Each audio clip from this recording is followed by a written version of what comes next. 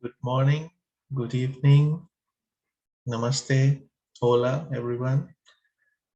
And we are happy to have you in today's session of Young Indian Theosophists. And before we start today's session, let us all come together in heart and mind to invoke the presence of that immutable principle in which we have our being. O hidden life, vibrant in every atom, O hidden light, shining in every creature, O hidden love, embracing all in oneness, may all who feel themselves as one with Thee know they are therefore one with every other.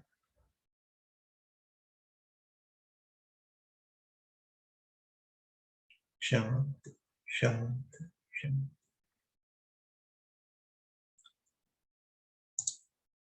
So once again, we welcome everyone on behalf of Indian section, Young Indian Theosophists, and as a discussion among the Young Theosophists, it was brought to notice that everybody wanted a session or sessions on meditation in the upcoming activities of Young Indian Theosophists.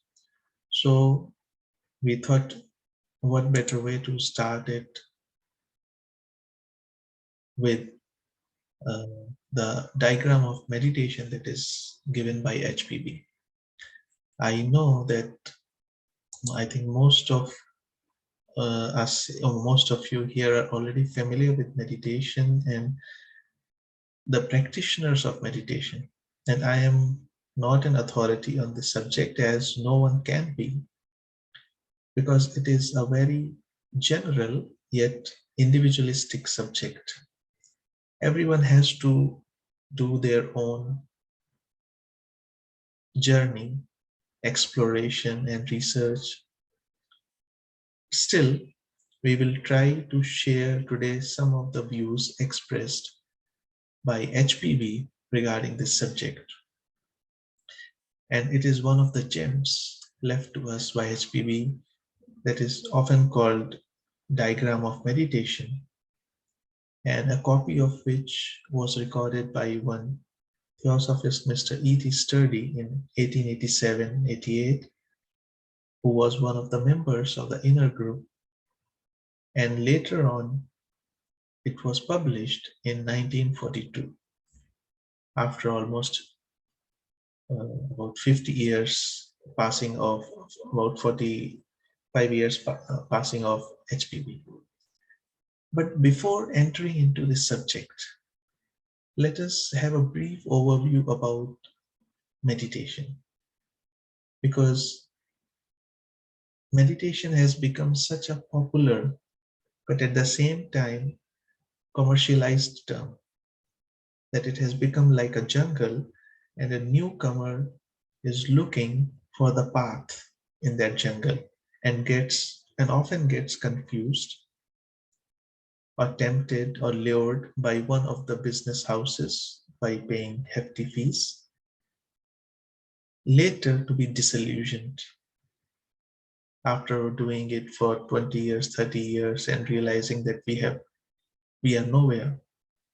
This happens because the word meditation has been used to express different things, and different people may have different understanding of it. And in this process, the innocent, the beginners, becomes the victim of the clever. Most of the times, use of thought power is understood as meditation. But to convey the idea, such a term is used because we are using the imagination power, the thought power of our mind, and therefore also too much confusion arises. And if you search on Google regarding types of meditation, we'll come across different types of meditation.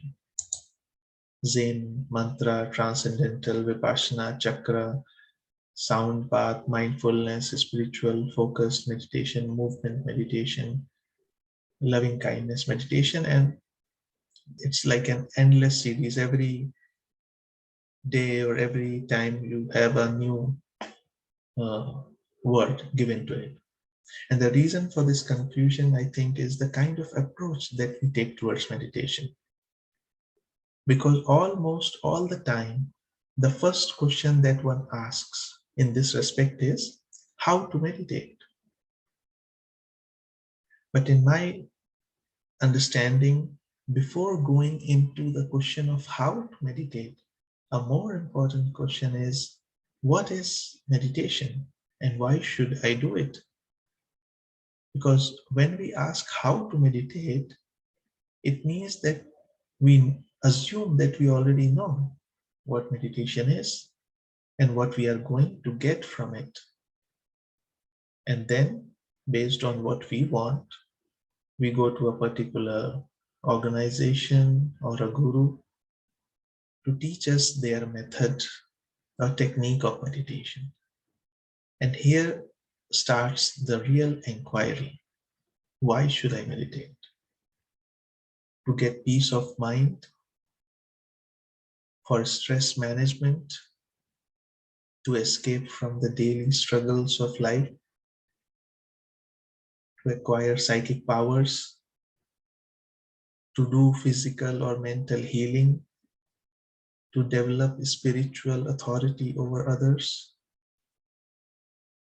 to activate chakras or kundalini without even knowing or what it means, or to follow a fashion that is going around, or to know oneself, one's true nature without any conditionings. Why is this question important? Is because depending upon why we want to meditate or what we want will depend how we are going to approach the subject. I'm not saying that any approach is right or wrong, or any method is right or wrong. But in every approach or in every direction, there are consequences leading to cause and effect chain, and of course, lessons learned. Therefore, in theosophy also, if we see there is no fixed meditation method of meditation, but a general guideline on how to concentrate. Of course, there are various methods given, but basically on how to begin to know ourselves with the use of our mind. And the diagram of meditation given by HPB, it is called, but when we are going through, and of course, this is not final comment on that, but everyone has to do their own study to find insights from within about this, and very likely to find that the diagram itself is not the meditation, although it is called diagram of meditation, but more likely it is the preparation for meditation. The acquisitions and the deprivations that we are going to see shortly are the soil preparation before we start sowing the seeds of meditation. Because what does meditation mean? It implies contemplation, observation, to ponder, to heal. And in Sanskrit, the word dhyana comes from the root dhyai, or to contemplate, that is, which implies buddhi. Dhi, the root of the word is dhi, which implies buddhi or pragya, or faculty of direct perception by being aware and without the barriers of any prejudices or conditionings, which is also understood as attention. So basically, we can take the broad meaning of the term dhyana or meditation is to heal by observation. But to heal what? Because the word healing is often related to the discomfort or disease. And what is the disease or discomfort in this case?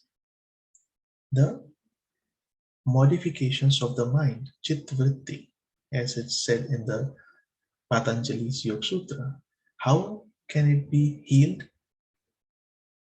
When we begin to see the things in their true nature as they are, and beginning to learn about ourselves, who we really are.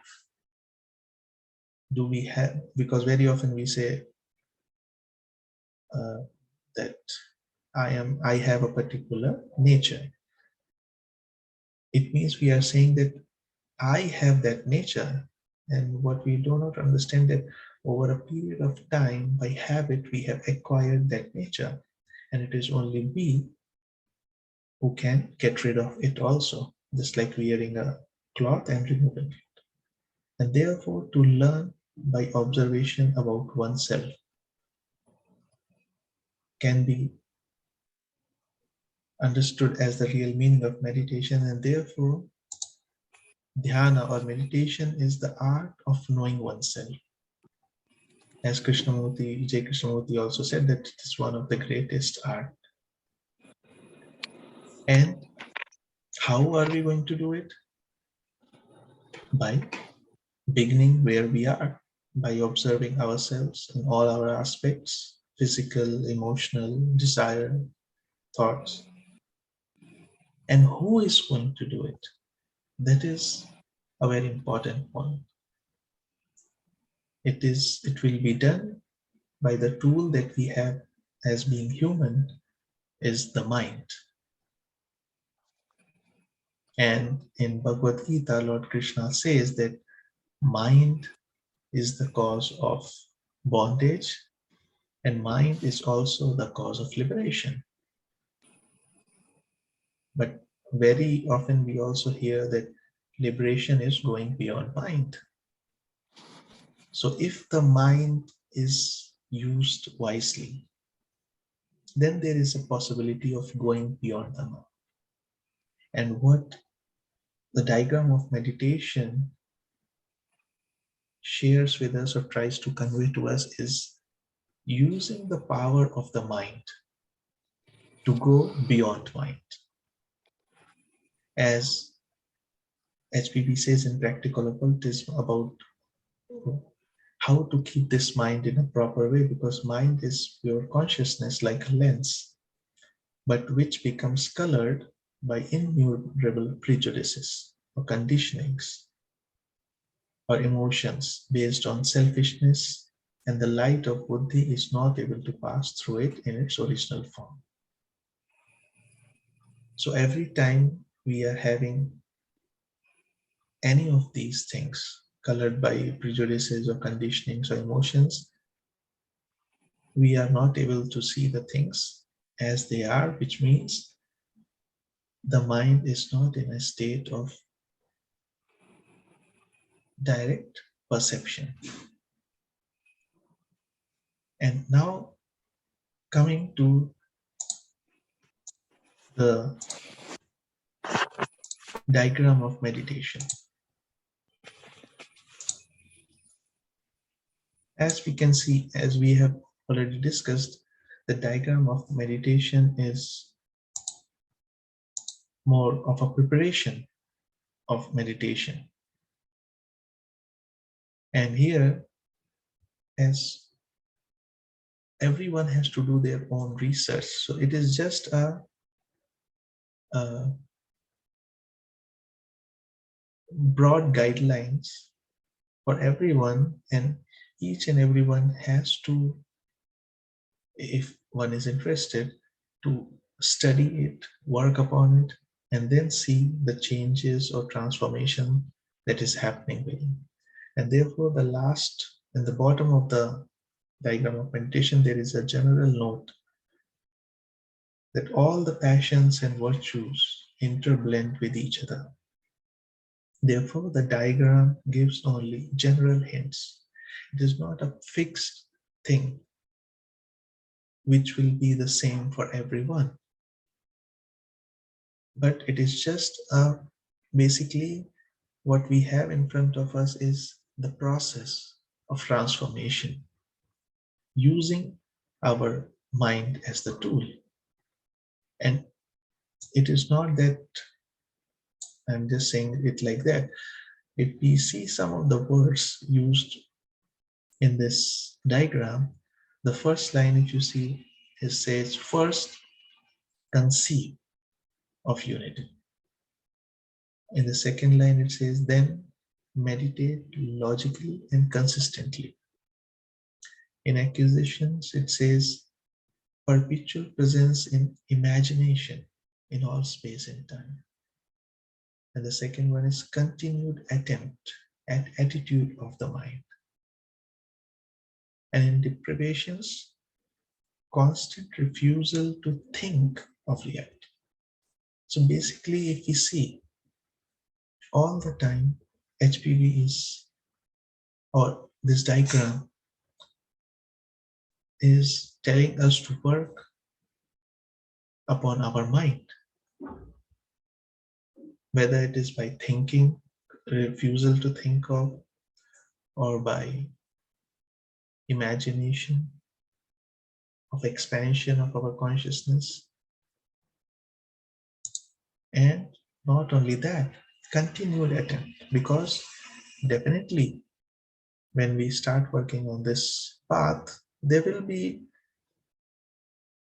so-called failures that sometimes we will not be able to do it. So that's why she is saying continued attempt. And when Arjuna asked this question to Lord Krishna in Bhagavad Gita, that it is so difficult how to do it. The same thing Lord Krishna also said, that abhyas and vairagya. I mean, he said continued attempt, practice, practice, practice, and non-attachment. Because it all depends on our mind in which direction we let it go. So that's how if we see that it is more, this diagram is telling us to use the power of our mind, not for gaining any profit or advantage, but basically to know ourselves. And I think it is very similar to ponder or to contemplate on the Mahavakyas as given in the Upanishads, like I am Brahma, I am Atma Brahma, Aham Brahmasmi, Tattvamasi, Sarvam Khalvidam Brahma, like I am Brahma, you are Brahma, everything is Brahma, this Atma is Brahma. So all these Mahavakyas are basically the capsules, the aphorisms that we keep contemplating on them so much that it brings us to the first part. First, as you see on the first line, first conceive of unity by expansion, because expansion in space and infinite in time. Because what is Brahma or what is divinity? It is not a form that is sitting somewhere beyond some skies, as we study in the ultimate ageless wisdom, theosophy, or in any other tradition. And if we see, if we look at the word Brahma, which comes from the root word brih, which means to expand, that is, it keeps expanding. So that is the first point that the diagram of meditation tells us. First, to conceive, that is, to become one, together with what? The unity by expansion in space and time. Now, this is a very interesting thing. Space and time. What is time? Time depends on the distance between the two things. I am I and you are you. So there is a difference between the two objects. So the time that is taken to cover the space between two objects, that we call time, to cover a particular distance or separation. So the faster we can approach from this object to another object, the less the space will become, we can say the space will become less and less and less. And of course, the time will also become less and less and less. But when will this happen? Ultimately, it will happen, it will come to zero when the two objects are united. That is the state of Advaita, that non-duality. So the space and time go together. Once we begin to imagine, okay, in the bracket, dedicate చేశారు శిఖర్ అని నేను మంచినీళ్ళు ఇవ్వనా tea పెడతాను.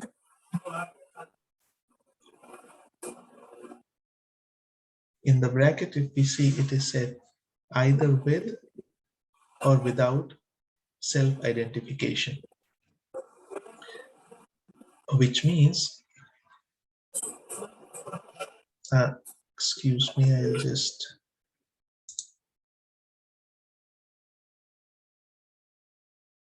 okay. In the bracket, it says either with or without self-identification, which means we can imagine that we are expanding in space and time, or it's just an expansion of space and time without considering ourselves. Whichever way anybody wants to do, they can try and experiment on it. But this is the purpose. It is not just a space. Once we expand in space, that is, expansion in space means the more and more we expand, the more and more in unison we come with more and more objects or more other beings, which means then there is no time in between. And then that is the state that we really realize the things as they are. Because as long as there is a barrier between the two objects, and we are talking about not physical distance, we are talking about the psychological distance, which is created, or obstacles created by our conditionings and prejudices, which becomes obstacle in our perception, but which limits our consciousness. But once these are gradually removed, and we all know that energy follows thought. So that is the power of thought, that once, although it may seem a very mechanical process or mechanical thing, superficial thing to do this, but gradually we will realize that it really happens, because there is no difference between imagination and the real thing. Real means what we say, that it's real, it's not an imagination, because every imagination sooner or later gets manifested depending upon the intensity or the conviction or the determination and the persistence of that imagination. But the thing is, in every other imagination, we include ourself. I imagine to be a doctor, I imagine to be a successful businessman, or I imagine to be a successful this or that. That thinking with self, it already limits our approach to our personality or our limited consciousness. But here we are being the very first fundamental aspect of universal brotherhood. That is unity, conceive of unity. How? By expansion. What will happen then? After that, once we have thought of this, then meditate logically and consistently on this in reference to the states of consciousness. We are not going into the states of consciousness as expressed waking, sleep, dream consciousness, or deep sleep and turiya that everybody can study at their leisure. But what we are more interested here is the second part. Then the normal state of our consciousness must be molded by. Normal state of consciousness means our waking consciousness, in which most of the time we spend. And how can that be done? And here comes the two aspects of acquisitions and deprivations. Just as we know that to deal with a disease, when there is a disease in the body, two approaches are there. Oh, I would not say two approaches, two parts or two uh, ways are taken to get rid of that disease. First, removing the negative from the body, which can be a virus or any infection. And second, providing the body with some positive things like vitamins, minerals, that kind of supporting things. So these two things that we are having in front of us, acquisitions and deprivations, they are basically the two things to get rid of our little self. And that is basically the ultimate or fundamental aim of every spiritual discipline or method or meditation or anything. And that is why let us first go with acquisitions and deprivations. And the base of it is we have already conceived of unity by expansion in space and infinity, infinite in time. Which means what? Which means perpetual presence in imagination in all space and time. Now imagine if perpetual presence means continuously, constantly. It's not like we do it for like 1 hour. Now here we can see the difference. Normally, when somebody follows a meditation method or a technique of meditation to get certain experience, then the person is still within the field of the mind of desire to have that particular experience, which means I already know what I want to have, and which is contradictory to the thing that the truth can be something that I am totally unaware of. If I am already imagining it, most likely it is my opinion or my prejudices. It may or may not be the truth. I may have a wonderful experience of bliss, seeing some vision or lights during my meditation, but if I am demanding it again and again every day, it means I am still within that cycle of desire and hence within the field of mind. So what this says, this is not a method. Once again, I would like to share my understanding on this, that this is a lifestyle, perpetual present. It's not to be done for half hour morning, half hour afternoon, half hour in the evening, or something like that, but at least while being awake, if not during sleep. What will happen from that is From this originates a substratum of memory which does not cease in dreaming or waking. Its manifestation is courage, which means we all know that whatever thing that we have given importance to during the waking state, it also affects our dream state. So if we are thinking about like this during our waking state, gradually we will find that there will be a substratum of memory. That is, this thought of expansion everywhere, being present everywhere in space and time, it will also gradually proceed in our dream state or even further dreamless state. And its manifestation is courage. Why courage? Because the next line it says, with memory of universality, all dread vanishes during the dangers and trials of life. We are afraid that for whatever thing, not a particular fear or something.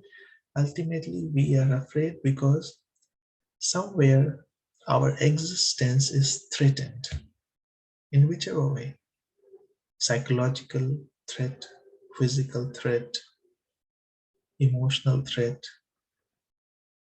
But if I am everywhere, then can my existence be threatened? And that's what I think this diagram is trying to convey, that with the memory of universality, if I'm everywhere, then I have no enemies. I have no friends either. I mean, everybody is, just as we say, universal brotherhood in its real sense. Then whatever happens, happens for the best, as per the divine plan. And the fear of any danger to me completely disappears during all the trials or dangers that we face in our daily life, be it passing an exam, going for an interview, going for an operation, surgery, or an emotional trouble. All this falls, or at least we begin to see them as falling in their own place. But of course, needs to be done again and again, because the next step says continued attempt at attitude of mind to all existing things, which is neither love, hate, or nor indifference. Now, this is also a very important thing, the attitude of the mind. In Hindi, I know are some of the delegates who may not know Hindi, but there is a term that we have to change our attitude of mind. We cannot change the situations and circumstances, which is called paristhiti. We cannot change paristhiti, but we can change manasthiti. That we can change the attitude of mind, how to face that situation. And that is all that matters. And what kind of approaches, attitude to be developed is, although the word love, hate, nor indifference is used, but I think instead of love, we can say liking, disliking, or not indifference, because many times the word love also is misunderstood, because love is explained or understood also as absence of self.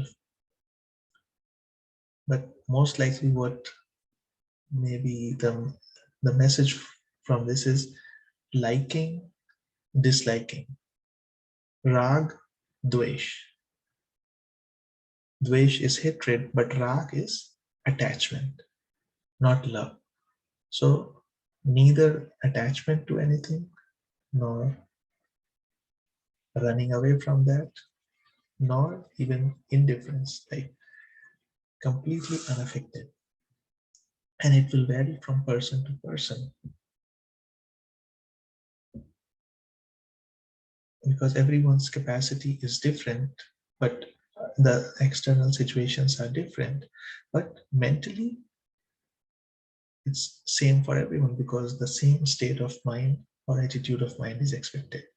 And what is the consequence of that? Because we see we get affected all the time. All these modifications of the mind or chitta vritti are because we keep coming in touch with the people around, with the situations around, visible, invisible, or whatever, and or through our memories.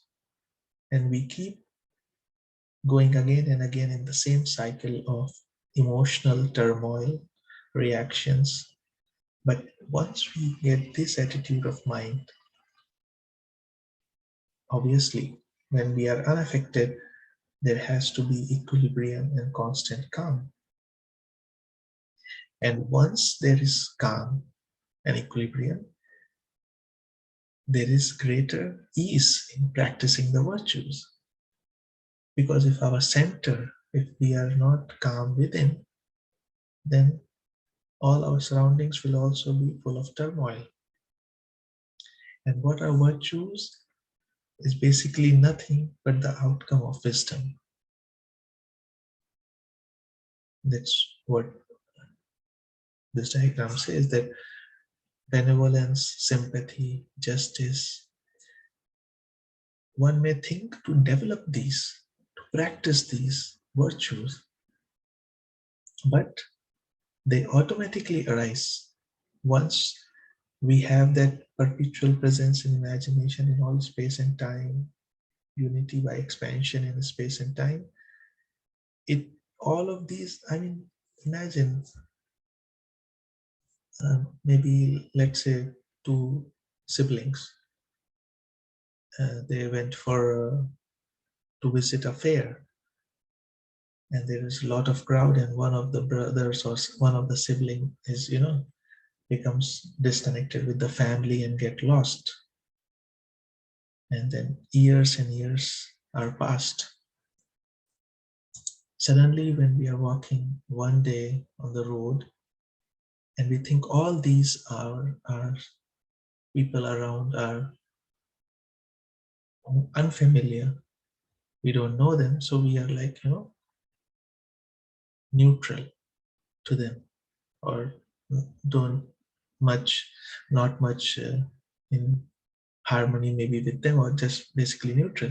But suddenly, suppose we come to know that the person who is standing next to us somehow is the sibling that I lost in the childhood, the whole thing changes. So that is the sense of unity, the brotherhood or sisterhood.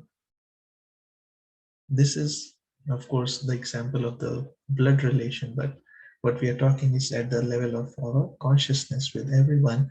So then with this intuitive identification of us with the others, all these benevolence, sympathy, justice, caring, empathy, everything comes automatically. We don't need to practice them.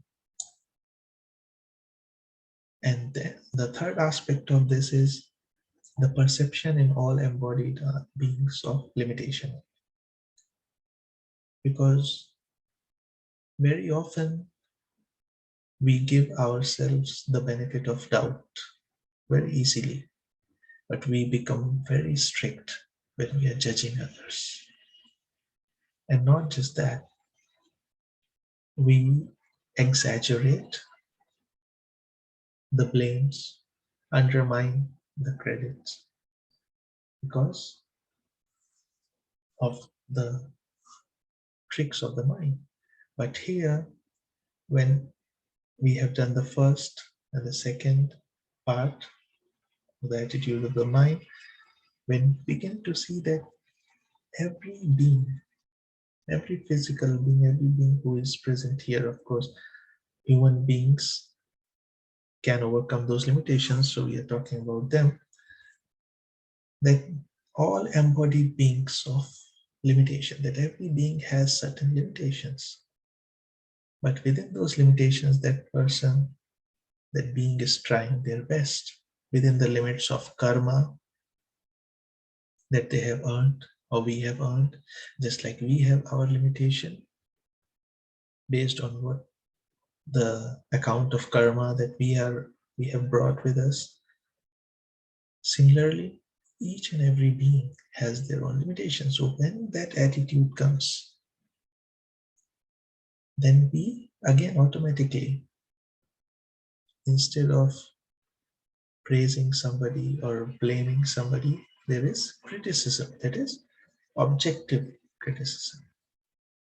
Not because I like you, so I will say everything good about you, or just because I don't like you, everything you do is bad or not good. So these are the accusations that this diagram talks about. And accusation is completed by the conception I am all space and time.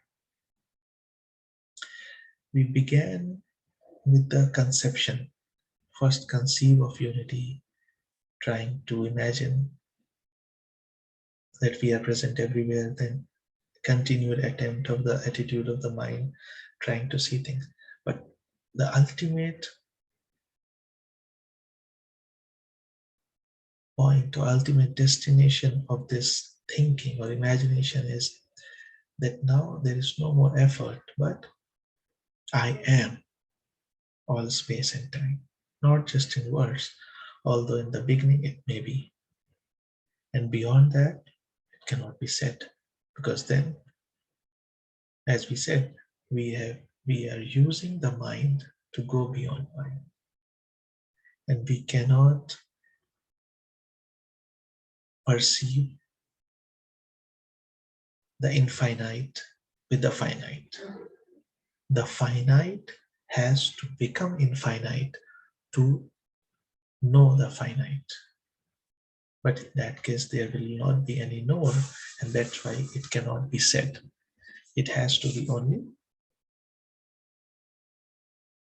realized. And then the second part, this was the strengthening part, acquisitions, as we said in fighting the disease. Now comes the deprivation, that what are the things that we need to remove or get rid of from, not physically, but basically the things that we have imagined that we are. And how to do that? Constant refusal to think of reality of. And really, I think, although sometimes it feels this is a very complicated thing, but if we read it word by word, simply, it is very, very intricately related to our daily life. Like if we see the first thing, separations and meetings, association with places, times, and forms. Isn't this one of the major cause, like meeting people, separating with people, places, memories of our childhood? I love somebody, but we are not able to be together.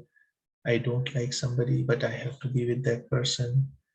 Or I don't like this form. I have a particular definition of beauty. If we see that majority of our reactions are the outcome of this, because we consider them real, that this is the reality. But if we see that perpetual presence in imagination in all space and time, then where is the separation and where is the meeting? Where is the association? Which is expressed wonderfully by HPB, that live in the eternal, neither in the future or past or even present, but live in the eternal now. So once this we begin, of course it is difficult because we have worked upon ourselves for so long to have this identification with this people, forms, places, times. So, but once gradually if we start to do it, what will happen? Futile longings, expectations, sad memories, brokenheartedness. All these things which create the modifications of the mind, either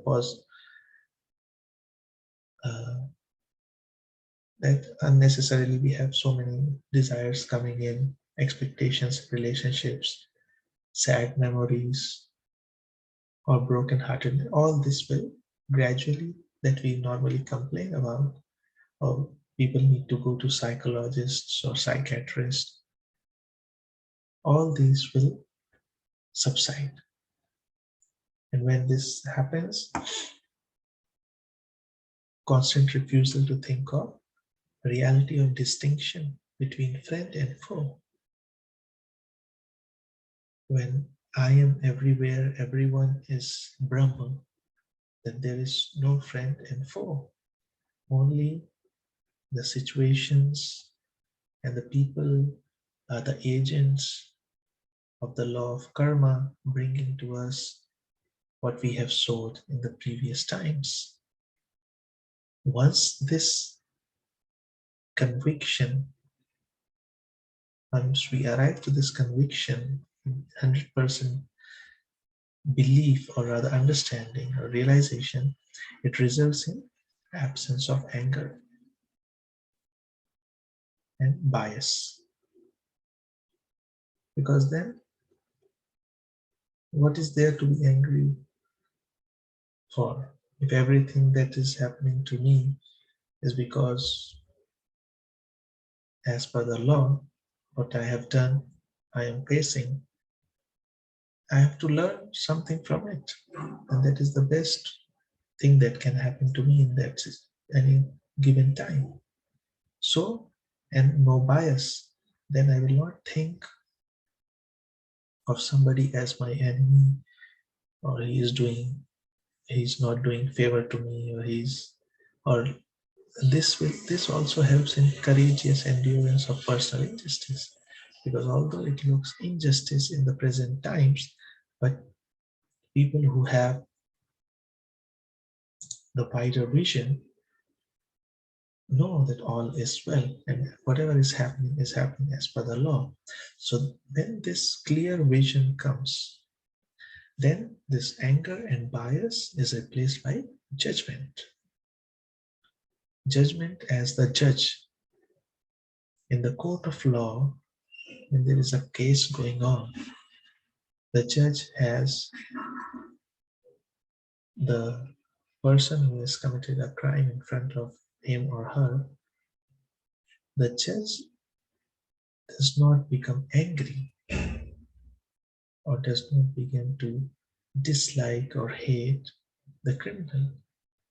He looks at the evidences, the arguments, or he or she, and then, as per the law, a judgment is given without any personal involvement, which is what we say, to see the things as they are. And the same thing goes with the positions and personality. And whatever things that we think that we own, that we possess, or the personality that we have, maybe a very wonderful personality, or then we'll have vanity, or if we lose something or we do not have something, we have remorse, or we have greed, ambition, or selfishness. So that is why in one of the traditions, the teacher used to send their disciples to the crematorium or the cemetery.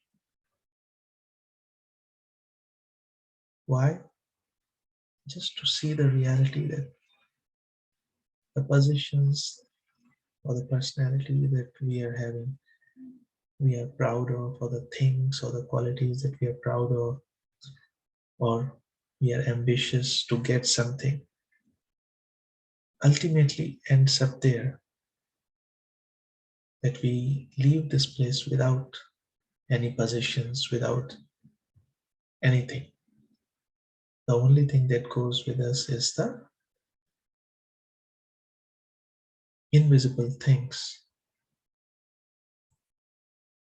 that we have earned, negative or positive, that's a different thing. So constant refusal to think of reality of positions or personality, that I am this, because it happens to many people that even we identify with our jobs, and we become so identified with our jobs that even when we get retired, or let's say after a certain age, people find it very difficult to adjust, because the power, the control that was theirs while being in job or while in work is now no more. So they think that their existence is no more, and that's why they're more prone to depression or loneliness kind of thing. So that is what is recommended here. And the last is sensation of gluttony, lust, etc. That whatever sensation, as in the light on the path also says, that whatever desire we do, sensation is okay to learn. I mean, if suppose we are doing something to learn, that the process of desire, sensation, how it works, why we want it again, then we should, okay, do an experiment. But otherwise, the sensation of whichever kind, and we all realize it, that the sensation comes, or we want the desire for particular sensation, but if you ignore it or observe it, then it transforms or it subsides. And again, that these deprivations are produced by the perpetual imagination without self-delusion, that of I am without. So basically, these are the things that are to be removed. These all attributes, the recognition of their being the source of bondage, ignorance, and strife. Once we begin to see that sensation, positions, likes, dislikes, and all these things are the source of bondage, ignorance, and strife, as Lord Buddha saw that desire, the housemaker, is the source of all cycle, and he immediately put the stop to it. And ultimate end or ultimate goal for this deprivation is completed by the meditation, I am without attributes, which is also can be compared to this approach of neti, neti. I am not this, I am not this. As Shankaracharya, Adi Shankaracharya has written Nirvana Shatkam, that I am not the body, I am not. I mean, it's a very long stotra, long Sanskrit hymn, which is basically saying the same thing. So this is basically the diagram of meditation in which we can find, and as we studied in the beginning, that all these things are of general hints. It is not, it will happen exactly like this or step by step. Everyone has to do their own exploration and research. And here We are just discussing this, but everyone can try it on their own. Study this, contemplate on it. And of course, I'm sure most of the people here who are very senior theosophists may already be doing it. But for the young ones who want to have some beginning, of course, there is a wide, very vast field of literature available. This is also a good thing to begin with. That meditation is not just a technique or a method that we can follow for a certain period of time and then to get what we want, but it is a lifestyle and how by living it the process of transformation takes place. And with this I would like to stop myself, and because I think I've taken quite some time, and if anybody would like to share something or add something or anything or any insights on this subject, please you can kindly raise your hand and we will invite you to speak, or Sister Sushri will invite to speak. I think Sister Esther is here from Australia. Hello, good evening. Would you like to say something, Sister Esther?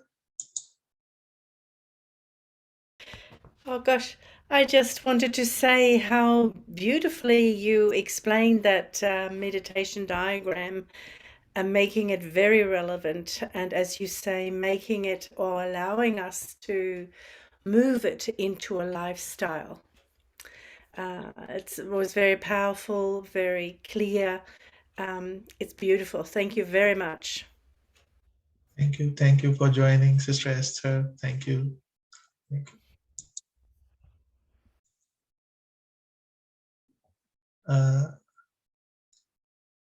Anyone who would like to say something?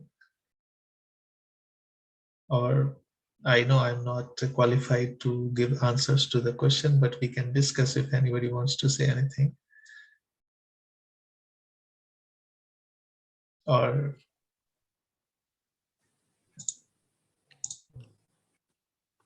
Shikhar, I would like to say about when sitting down for meditation, before sitting down, try and get some clues from the Bhagavad Gita, chapter 2, chapter 10, and chapter 11, where he says, I was never born, I shall never die.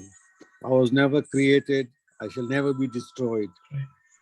I'm immutable, I'm infinite, and that shows that we are all one. There's no separation in that type, because when you say that I was born a Brahmin or I was born a Sudra, it creates a problem with separations. So the destruction of separations is there by saying, affirmations when you're sitting down for meditation. Get it from the Bhagavad Gita, chapter 10 and 11 as well, that I'm with that mountain, I'm with that horse, I'm with that elephant, and we are all one. All the creation is one, oneness, wholeness. Yes, totally, sir. And yes, that is, I think, what in very short it's represented in diagram of meditation, and in Bhagavad Gita, as you say, it is a valuable text also to read and follow in daily life. Thank you, Brother Jitenji, for joining. And if there are no more questions or no... Sister Esther, you are saying something? No, okay. Then since we are here today in the subject of meditation, let's just couple of moments. Let us remain silent and calm.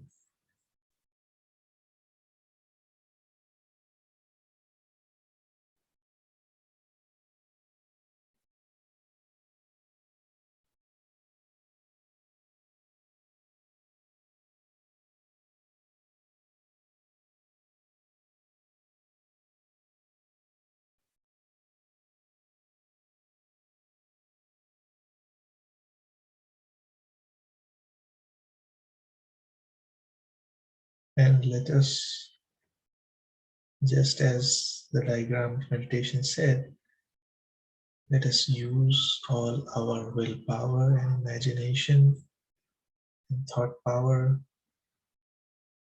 for the spiritual welfare, the whole manifestation.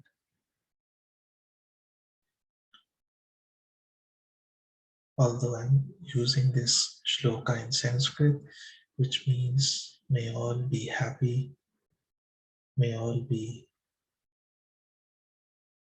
healthy, may everyone see that auspiciousness, may everyone be wholesome.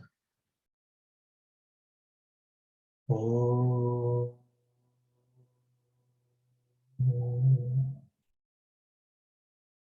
Sarvesham swastirvavatu, Sarvesham shantirvavatu, Sarvesham purnam bhavatu, Sarvesham mangalam bhavatu, Sarve bhavantu sukhinah, Sarve santu niramaya, Sarve bhadrani pashyantu, Ma kaschit dukkha bhave. Om Shanti Shanti Shanti.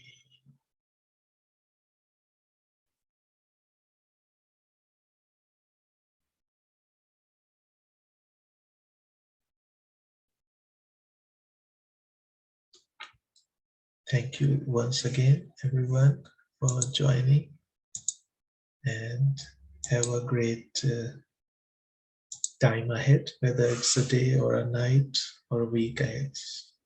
Nice meeting to everyone. Namaste. Okay,